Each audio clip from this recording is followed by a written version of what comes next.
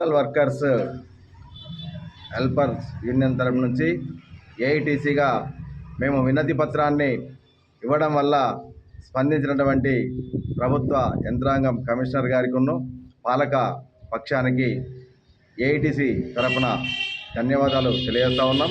అదేవిధంగా ఏవైతే పెండింగ్లో ఉన్నటువంటి సమస్యలు ఉన్నాయో ఇందాక మా కార్యదర్శి గారు చెప్పిన విధంగా దినేష్ గారు చెప్పిన విధంగా ఆ పెండింగ్ ఉన్న సమస్యలను కూడా తక్షణమే ప్రక్షాళన చేసి అమలు చేయవలసిందిగా కోరుతా ఉన్నాం.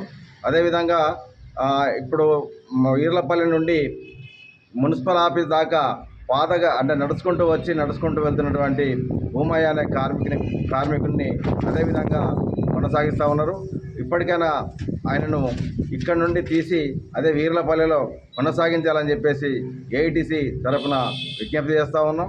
ఎందుకంటే తను నడుచుకుంటూ వచ్చి వెళ్ళడం వల్ల ఇబ్బందులు అవుతూ ఉన్నాయి.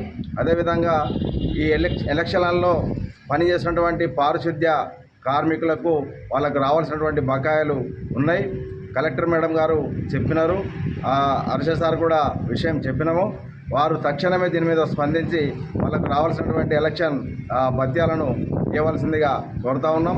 అదేవిధంగా మొన్న మన బహిరంగ సభలో కూడా పారిశుద్ధ్య కార్మికులతో పని చేయించుకున్నారు తప్ప కనీసం వాళ్లకు తిండి వసతులు కూడా కల్పించలేని దుర్మార్గపు స్థితి కనిపిస్తూ ఉన్నది. పారిశుద్ధ్య విభాగంలో పనిచేస్తున్నటువంటి కార్మికుల్ని మన ఇంటి తోబుట్టులాగా చూసుకుంటే వాళ్ళు గౌరవప్రదంగా ఆత్మీయంగా పనిచేస్తారనే విషయాన్ని ప్రభుత్వ యంత్రాంగం గమనించాలి. అదేవిధంగా వాళ్ళకి ఇస్తున్నటువంటి పనిముట్లు ఏవైతే ఉన్నాయో వీటి మీద వివక్షత చూపొద్దు, అందరికీ సరి సమానంగా ఇవ్వవలసిందిగా విజ్ఞప్తి చేస్తూ ఉన్నాం.